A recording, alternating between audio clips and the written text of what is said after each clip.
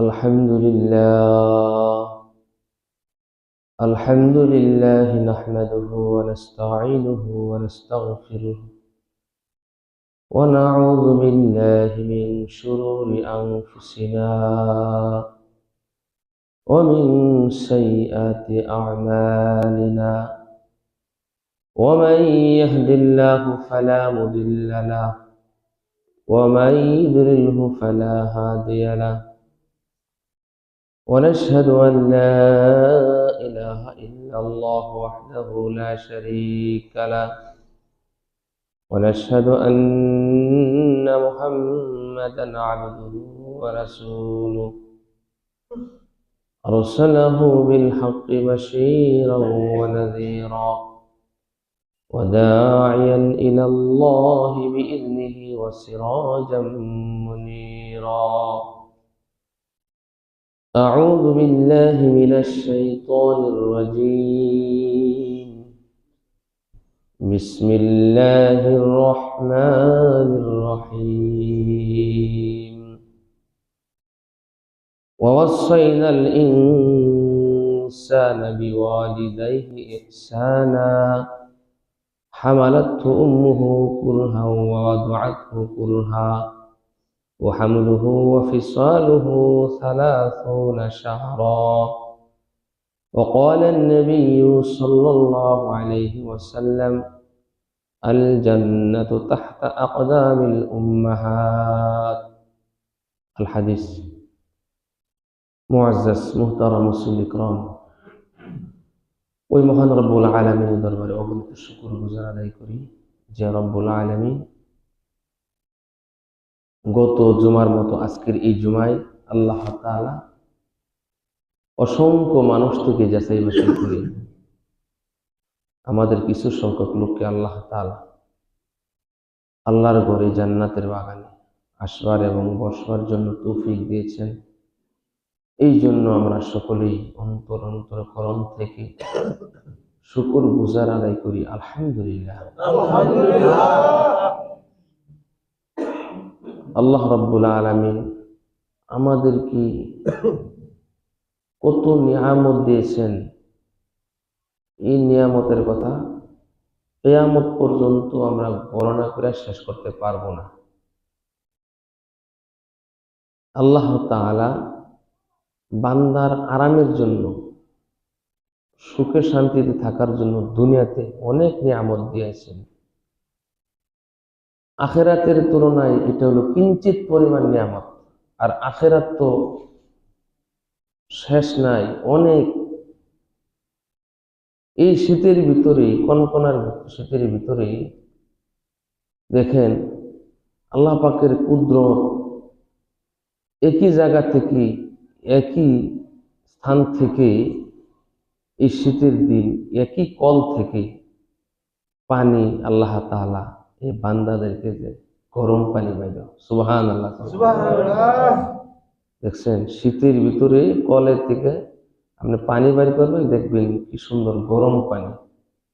এই গরম পানিটা কে করলো ওইখানে পানির নিচে? এই জন্য করছেন আল্লাহ তাআলা যে আমার বান্দা শীতের ভিতরে যদি ঠান্ডা পানি দেই বান্দার কষ্ট হয়ে যাবে, আর আমি আদর করে মহব্বত করে বান্দাকে আমি বানাইছি, কষ্ট দিতে চাই না বান্দাদেরকে আমি, ঠিক না? আর এই গরমের ভিতরেই একই কল থেকে, একই স্থান থেকে, একই জায়গা থেকে কি সুন্দর ঠান্ডা বরফ পানি আল্লাহ পাক বাইর করে বলেন সুবহানাল্লাহ, ঠিক না? এটা তো দেখতেছেন আপনারা। কেন জানেন? আমার একটা বান্দা বান্দি এই গরমের ভিতরে পানির পিপাসা লাগবে, এখন যদি গরম পানি খায় তাহলে পানির পিপাসা নিবারণ হবে না। আর যদি ঠান্ডা শীতল পানি আমার বান্দা বান্দির জন্য আমি দিই, তাহলে খায়া তার পানির পিপাসাটা দূর হয়ে যাবে, সুবহানাল্লাহ, ঠিক না? এই নিয়ামত আমরা কিন্তু এটা ঠান্ডার সময় কিন্তু গরম পানি খাইতেছি, গরমের সময় ঠান্ডা পানি খাইতেছি এবং পাইতেছি, আল্লাহ উড়াইতেছি। কিন্তু এই যে কুদরত, এই কুদরতের কথাও একটু চিন্তা ফিকির করি না আমরা, কেমনে কেমনে জিনিসটা হইল, কি করলো এটা? আল্লাহ ছাড়া কারো কোনো ক্ষমতা নাই। তা আমি আজকে আপনাদের সম্মুখে যে তেলাওয়াতটা করছি, সেই তেলাওয়াত অল্প কিছু কথা বলবো আজকে। আল্লাহ তাআলা এখানে বলেন, ওয়াসাইনাল ইনসানা বিওয়ালিদাইহি ইহসানা হামালাতহু উম্মুহু কুরহা ওয়া ওয়াদাআতহু কুরহা ওয়া হামলুহু ওয়া ফিসালুহু 30 শাহরা। এটা কোরআনের আয়াত, আল্লাহ পাকের কথা। আল্লাহ রাব্বুল আলামিন বলেন, কোরআনের ভিতরে কিছু যুগল বর্ণনা দিয়েছি আমি, যেরকম নামাজের সাথে যুগল বর্ণনা, ওয়াকিমুস সালাতা ওয়া আতুজ যাকাতা, যাকাত আছে, ঠিক তেমনি ভাবে আল্লাহ তাআলা বলেন যে কিছু যুগল বর্ণনা আছে যে আমি এবং আল্লাহর রাসূল, অর্থাৎ আমার রাসূল মুহাম্মদ সাল্লাল্লাহু আলাইহি সাল্লামের পরে ও আমার বান্দা বান্দি, তোমরা পৃথিবীতে দুনিয়াতে দুজনের দাসত্ব করবা।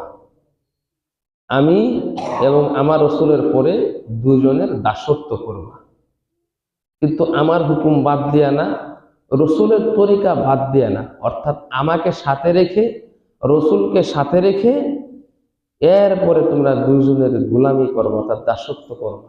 এই দুইজন ছাড়া আর কাউকে তুমি দাসত্ব করো না। তার মধ্যে একজন হলো মা, আরেকজন হলো বাবা। সুবহানাল্লাহ।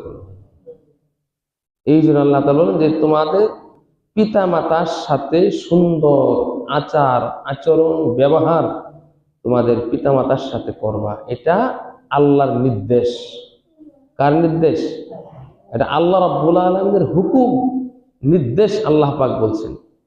আর রাসূল বলেন, আল জান্নাতু তাহতা আকদামিল উম্মাহাত, হে আমার উম্মত, পিতা মাতার পায়ের নিচে হলো সন্তানের বেহেশত। বলে সুবহানাল্লাহ।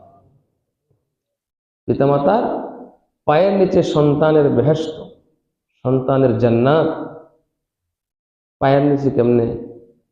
অর্থাৎ পিতামাতা যা বলে কোরআন এবং রাসূলের হাদিস মতনে, সে যা বলে তুমি তার কথা মেনে চলার জন্য আমি আল্লাহ তোমাদেরকে নির্দেশ দিয়েছি। বলে সুবহানাল্লাহ।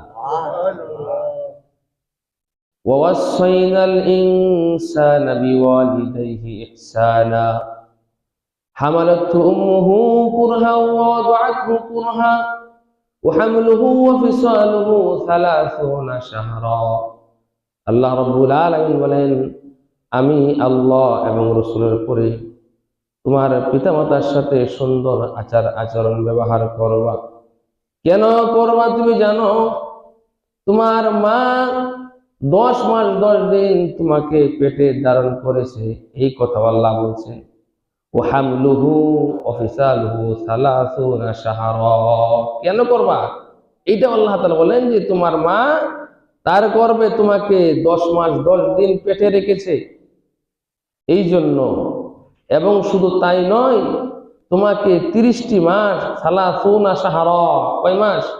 30টি মাস তোমাকে দুধ পান করাইছে। শুধু তাই শেষ হয় নাই, আরো কষ্ট আছে। কিন্তু আজকে আমরা পিতা মাতার অবাধ্য ছেলেরা, সামনে আরো হবে, এখনো হইতেছে, হয়ে গেছে। কেন জানেন? সন্তানরে মায়ের স্তনের দুধ খাওয়ায় না, খাওয়ায় কি? ফিটার খাওয়া, ফিটার খাওয়া সন্তান। এই জন্য সন্তান পিতা মাতার কথা কি না শুনতে চাই না। বুকের দুধ খাওয়ায় না তো ফিটার খাওয়া। আপনারা জানেননি ফিটার খাওয়াই, কিন্তু আল্লাহ তাআলা বলছে তোমার মা দুধ তোমাকে খাওয়াইছে 30টি মাস, আর এহান যারা খাওয়ায় না, তো এদের অবস্থা কি? কারণ সন্তানের প্রতিও তো পিতা মাতার কাছে হক আছে, এবং পিতা মাতার প্রতিও সন্তানের হক আছে। আমরা তো বয়ান করি, আলোচনা করি যে পিতা মাতার অনুসরণ অনুকরণ, পিতা মাতার কথা শোনো, পিতা মাতাকে কষ্ট দিও না, আঘাত দিও না, পিতা মাতার উপরে কথা বলো না। হ্যাঁ, এটি কোরআনের কথা, হাদিসের কথা ঠিক, কিন্তু ওই সন্তানের পিতা মাতারও সন্তানের হক আদায় করতে হবে, ঠিক না? ঠিক। কিন্তু আমরা পিতামাতা সন্তানের হক আদায় করি না, যার কারণে আজকের সন্তানরা এই পিতামাতার কথা অবাধ্য, শুনে না, তার কথা মানে না, তার কথা বুঝে না, তাদের উপরে কথা বলে। এখন বাবাকে বলে সন্তান আপনি কি জানেন, আপনি কি বুঝেন, আপনি চুপ থাকেন, ঠিক না ঠিক? সন্তান এই কথা বলে বাবাকে। অথচ আল্লাহ তাআলা বলেন যে তোমার পিতামাতার দাসত্ব করো, তোমার পিতামাতাকে কষ্ট দিও না, আঘাত দিও না, হ্যাঁ, তার উপরে কথা বলো না। কারণ এই মা এবং বাবা সন্তানের কাছে অনেক দামি। রাসূলুল্লাহ সাল্লাল্লাহু আলাইহি সাল্লাম, তার বাবা তো গর্ভ থেকেই সে হারিয়েছে, এর মাকেও ছোটবেলায় হারিয়েছে। রাসূলুল্লাহ সাল্লাল্লাহু আলাইহি সাল্লাম মাকে বেশি দিন দেখতে পারে নাই, বাবাকে দেখতে পারে নাই। এই জন্য বাবা মার প্রতি সন্তানের বেশি হক দিয়েছে, তোমার পিতামাতার সামনে সুন্দর আচরণ করল। কিন্তু আজকে সমাজের ভিতরে দেখা যায় শতকরা 90% সন্তান পিতামাতাকে মানে না, মানে মাকে মেয়ে মানে না, ছেলে মানে না, বাবাকে ছেলে মানতেছে না। অথচ ওই সন্তান যদি হাদিস শুনতো, যদি কোরআন শুনতো, যদি বয়ান শুনতো, আলোচনা শুনতো, রসুলের ইতিহাস শুনতো, কোরআনের আয়াত বুঝতো, তাহলে ওই সন্তান পিতামাতার সামনে জোরে কটাক্ষ জোরে আঘাত দিয়ে কথা বলতে পারতো না, বিয়াদবি কি করতো না। কিন্তু আল্লাহ তাআলা এই জন্য এই আয়াতে বলছেন যে পিতামাতার সাথে সুন্দর আচার আচরণ করার নির্দেশ আমি আল্লাহ তোমাদেরকে দিয়েছি। যে মা সন্তানকে গর্ভধারণ করেছে এবং দুধ পান করাইছে, এই জন্য মার হক বেশি বাবার থেকে বেশি, ঠিক না? মার হকটা বাবার থেকে বেশি। শুধু তাই নয়, শুধু দুধ খাওয়ায় নাই এমন নয়, যে সন্তানকে একটা মা লালন পালন করছে কত কষ্ট করে। এই যে বর্তমান দেখেন যে শীতের ভিতরে যাদের সন্তান হয়েছে কত কষ্ট করে সারা রাত তার বুকের মধ্যে রাখে, ঠিক না বেঠি?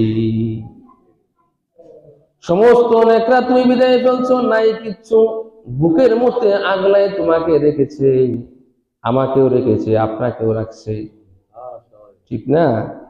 আপনি যেহেতু বড় হয়ে গেছেন, মনে করছেন আপনি রাখেন, আপনাকেও ছোটবেলা মা রাখছে, আমারও রাখছে, আমার বাপ মাকেও তার বাপ মা রাখছে, ঠিক না? এত কষ্ট করেছে। শুধু তাই নয়, বাবা যদি সন্তানের সাথে রাগ করতো বাড়িতে আসতে দিত না, কিন্তু মা লুকায় লুকায়া সন্তানকে খাওয়ান দিত, ঠিক না বেটি? লেখাপড়া করার জন্য বাবা টাকা দিয়েছে, এরপরেও মা গোপনে গোপনে টাকা রেখে সন্তানকে ঠিক ঠিক টাকা দেওয়ার পরেও আরো 100 টাকা 500 টাকা দিয়ে দিয়েছে, বাবা কষ্ট করবো না, যদি খিদা লাগে এই যে আমি আলাদা আরো 500 টাকা তোমার মা হয়ে দিয়ে দিলাম, তুমি খাইও, ঠিক না বেটি? মার এত মায়া লাগে, এত মহব্বত। আল্লাহ রাব্বুল আলামিন এই পৃথিবীতে যত মায়া মহব্বত ভালোবাসা আছে, কিন্তু মার মতন ভালোবাসা পৃথিবীতে আর কারো নাই, ঠিক না বেটি? মার থেকে এটা হলো মার ভালোবাসাটা চিত্র আঁকান যায় না, এই মার ভালোবাসাটা কোনো অভিনয় করে বোঝানো যায় না। মার ভালোবাসাটা আল্লাহ রাব্বুল আলামিন দিয়ে দিছে, পিতা মাতার ভালোবাসাটা এই সন্তানের প্রতি আল্লাহ তাআলা দিয়ে দিছে। এই পিতা মাতা ছাড়া পৃথিবীতে এর থেকে মহব্বত ভালোবাসবে না, আপনাকে কেউ বাসবে না, বাসবে কেউ বাসবে না। কিন্তু পিতা মাতা সবচেয়ে ভালোবাসা মহব্বত এই সন্তানের প্রতি আল্লাহ তাআলা দিয়ে দিছে। এই জন্য আল্লাহ তাআলা বলেন পিতা মাতার সাথে সুন্দর আচার আচরণ করবা, ভালো ব্যবহার করবা, কটাক্ষ কথা বলবা না, পিতা মাতাকে আঘাত দিয়া কথা বলবা না। কারণ পিতা মাতাকে আঘাত দিয়া কথা বললে আল্লাহ অসন্তুষ্ট হয়ে যা, আল্লাহ বেজার হয়ে যা। রিদাল রব্বি ও রিদাল ওয়ালিদাইন, পিতা মাতা সন্তানের প্রতি সন্তুষ্ট থাকে, তাহলে আল্লাহ রাব্বুল আলামিন ওই সন্তানের প্রতি সন্তুষ্ট হয়ে যাবে। সুবহানাল্লাহ। এই জন্য পিতামাতা অনেক কষ্ট করেছে তোমাকে নিয়ে, 10 মাস 10 দিন তোমাকে পেটে নিয়ে ঘোরাফেরা করেছে। তোমাকে 2 কেজি 3 কেজি 5 কেজি জিনিস নিয়ে ঘুরলে তুমি হয়রান হয়ে যাবা, কিন্তু মা কষ্ট করেছে। এই মাকে আঘাত দেওয়া যাবে না, বাবাকে আঘাত দেওয়া যাবে না। রাসূলুল্লাহ সাল্লাল্লাহু আলাইহি সাল্লামের কাছে এক সাহাবী আসছেন, ইয়া রাসূলুল্লাহ, আমি হজ করতে চাই, আমি হজ করব, ইয়া রাসূলুল্লাহ আমাকে অনুমতি দেন। রাসূলুল্লাহ সাল্লাল্লাহু আলাইহি সাল্লাম বললেন, ও সাহাবী, তোমার বাসার মধ্যে কি তোমার মা আছে নাকি? সাহাবী বললেন, ইয়া রাসূলুল্লাহ, আমার মা বাসায় জীবিত আছে। আল্লাহ রাসূল বললেন, তোমার হজ করার কোনো প্রয়োজন নাই, তুমি তোমার পিতামাতার খেদমত করো। সুবহানাল্লাহ। পিতামাতার খেদমত করো, মার দিকে একবার শুনো জোরে তাকাইলে কবর হতে সব দেখবে। সুবহানাল্লাহ। সাহাবীকে আল্লাহ রাসূল বলতেছেন, হজ করার প্রয়োজন নাই, তোমার পিতামাতার খেদমত করো। আজকে সমাজের ভিতরে ছেলে মেয়েরা এত নষ্ট হয়ে গেছে, হ্যাঁ, বাবা মার কথা শুনে না, বাবার কথা শুনে না, মার কথা শুনে না, মাকে আঘাত দিয়ে কথা বলে, বাবাকে আঘাত দিয়ে কথা বলে, ঠিক না? সন্তানদের দিকে তুমি ওইদিকে যাও না, বাবা কথা শুনে না। মা যদি বলে বাবা তুমি ওইদিকে যাও না, কথা শুনে না। তুমি কি এমনি এমনি বড় হয়ে গেলা? তোমার কি শক্তি এমনি এমনি হয়ে গেল? তুমি ছোটবেলা ছিলে কি? কোথায় ছিলে তুমি? তোমাকে কেমনে লালন পালন করছে তোমার মা? এই শীতের ভিতরে, কনকনা শীতের ভিতরে নিজে না খাইয়া তোমাকে খাওয়াইছে। ভাত খাইতে বসে তুমি পায়খানা করে দিয়েছ, এই ভাত খাওয়ান তুই তোমাকে পায়খানা সাফ করতে হয়েছে। এমন কি মাঝে মধ্যে এমনও হয়েছে পায়খানার ভাত সহ ভাতও খাইয়া ফেলছে, বাপ মার খেল নাই, কিন্তু তুমি চিৎকার পারো দুধ খাওয়ার জন্য। তোমার মা নিজে না খাইয়া তোমাকে খাওয়াইছে, এই শীতের ভিতরে না ঘুমাইয়া তোমার জন্য সারা রাত জাগ্রত রয়েছে সেই তোমার মা। আর তুমি তোমার মার সাথে সুন্দর আচরণ করো না, ভালো ব্যবহার করো না, আল্লাহর আরশ কেঁপে যাবে, আল্লাহ সন্তুষ্ট হয়ে যাবে। মার খেদমত না কইরা নামাজ পড়লে কি হবে, রোজা রাখলে কি হবে, হজ করলে কি হবে? তোমার মাকে মহব্বত করো, ভালোবাসো, মাকে আদর করো। মা যেন তোমার কথার দ্বারা কোনো কষ্ট আঘাত যেন না পায়, তাহলে আল্লাহ তাআলা তোমার সেই ইবাদতে খুশি হবে। সুবহানাল্লাহ। হাদিসের মধ্যে আছে, কোন পিতা মাতাকে যদি কোনো সন্তান কষ্ট দেয়, তাহলে তার দুনিয়াতে 4টা বিপদ আসবে। কয়টা? 4টা বিপদ আসবে, অথবা 5টা বিপদ আসবে। 1 নম্বর বিপদ হচ্ছে তোমার মৃত্যুর সময় তোমার ঈমানি কালেমা নসিব হবে না। পিতা মাতার সাথে বিয়াদবি করলে, পিতা মাতাকে আঘাত দিলে, পিতা মাতাকে কষ্ট দিলে যদি তুমি মাফ না চেয়ে নিতে পারো, রাসূল বলেন তার 5টা বিপদ আসবে। একটা বিপদ হলো দুনিয়াতে মৃত্যুর সময় সে ঈমান হারা হইয়া মরতে হবে। ঈমান হারা হইয়া মরিতে জীবনে দরকার কি? জাহান্নামে হয়ে যাবে। হযরত আলকমা রাদিয়াল্লাহু তাআলা আনহু তার মার সাথে বিয়াদবি করেছিল, খারাপ আচরণ করেছিল। আলকমা রাদিয়াল্লাহু তাআলা আনহু মৃত্যুর শয্যায়, মুখ দিয়া কালেমা আসতেছে না, পড়তেছে লা ইলাহা লা ইলাহা লা ইলাহা, স্পষ্ট হচ্ছে না। কিছু সাহাবীরা খবর দিলেন, ইয়া রাসূলুল্লাহ, আপনার এক সাহাবী আলকমা রাদিয়াল্লাহু তাআলা মৃত্যুর শয্যায়, কিন্তু মুখ দিয়া কালিমা পড়ার জন্য সে চেষ্টা করছে, কিন্তু মুখ দিয়া কালিমা আসতেছে না, কারণ নাকি আপনি একটু তাড়াতাড়ি আসেন। রাসূলুল্লাহ সাল্লাল্লাহু আলাইহি সাল্লাম খবর পেয়ে গেলেন ঠিকই কালিমা মুখ দিয়ে আসতেছে না। জিজ্ঞাসা করলেন তার মা কি পৃথিবীতে বেঁচে আছে নাকি? সাহাবীরা বললেন, ইয়া রাসূলুল্লাহ, তার মা দুনিয়াতে বেঁচে আছে। তার মাকে ডাক দাও। জিজ্ঞাসা করলেন, মা, মনে হয় আপনার সাথে বিয়াদবি করেছে আপনার ছেলে, কিন্তু ঈমানি কালিমা নসিব হচ্ছে না। সেই মহিলা বললেন, ইয়া মুহাম্মদ, ঠিকই তুমি কেস ধরতে পেরেছ, এই সন্তান আমাকে অনেক কষ্ট দিয়েছে, অনেক আঘাত দিয়েছে, আমি কষ্ট পেয়েছি, আমি মাফ করি নাই, আমার কাছে মাফ চাওয়াই নাই, এই জন্য হয়তো ইমানি কালিমা নসিব হচ্ছে না। আল্লাহ রাসূল বলেন, ও মা, আপনি আপনার ছেলেকে মাফ করে দেন। যদি আপনি মাফ করেন তাহলে তার কালিমাটা মুখ দিয়া বের হবে। ওই মহিলা বললেন, না, আমি মাফ করব না।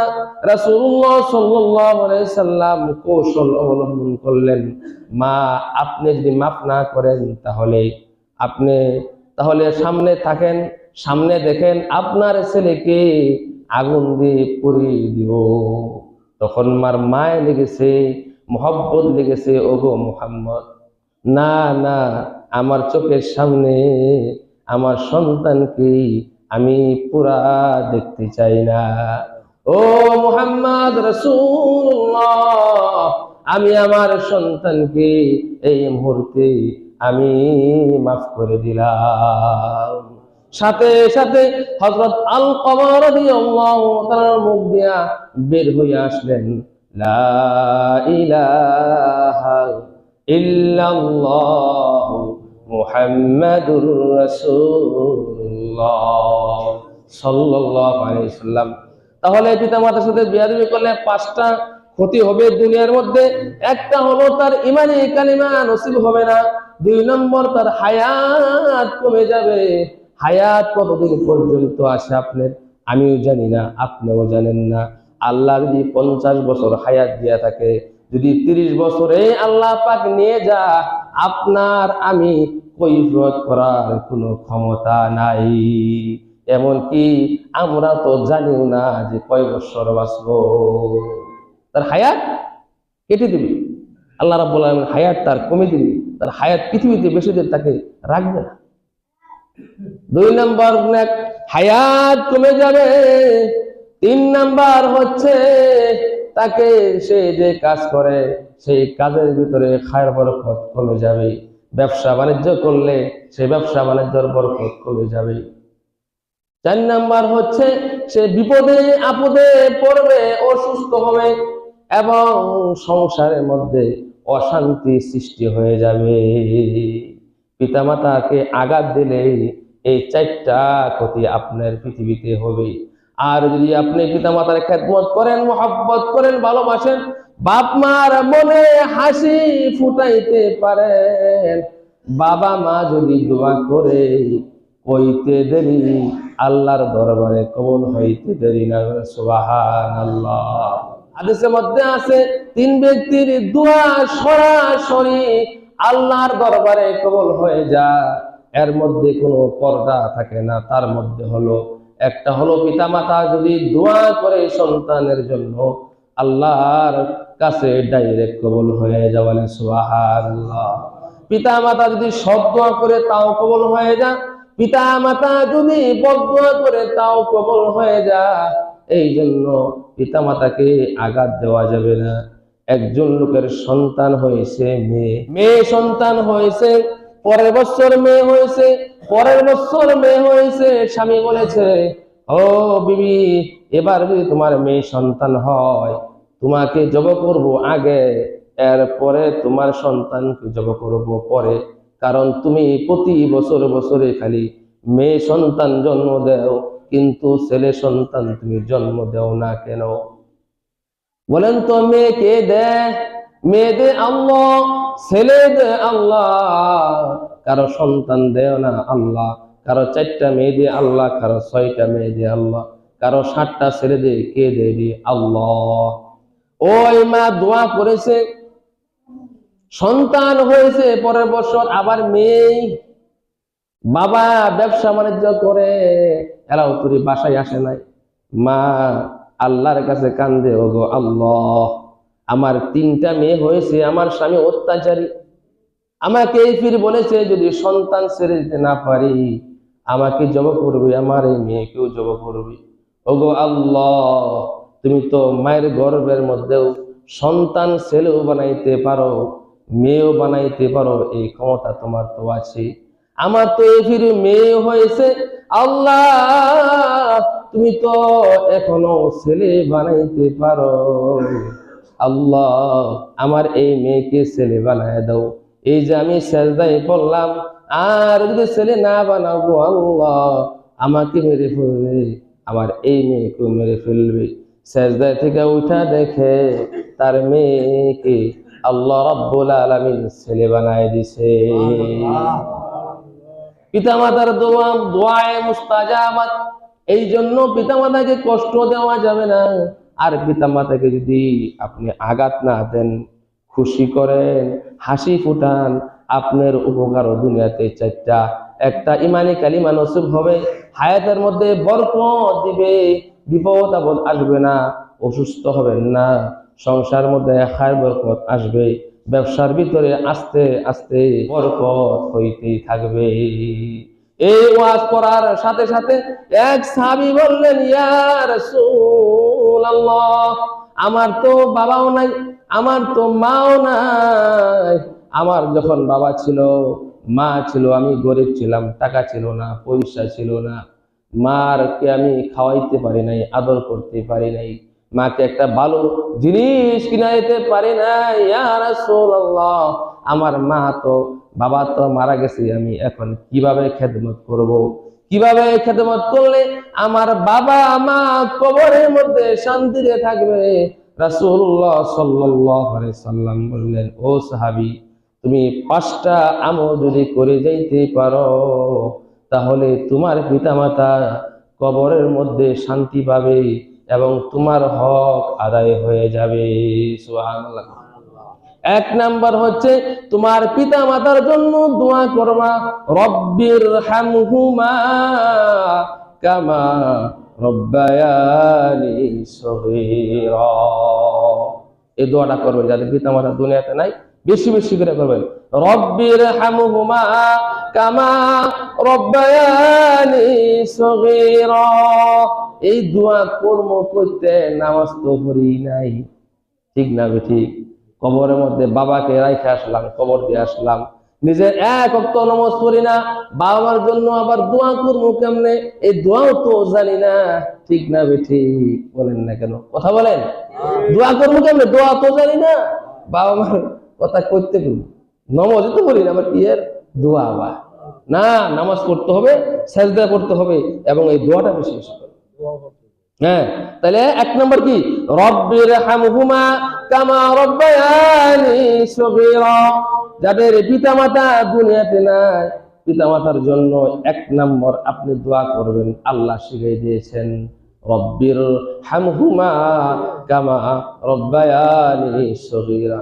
ওগো আল্লাহ, আমার পিতামাতাকে তুমি দয়া করো যেরকম ভাবে ছোটবেলা আমার পিতামাতা আমাকে দয়া করেছিল।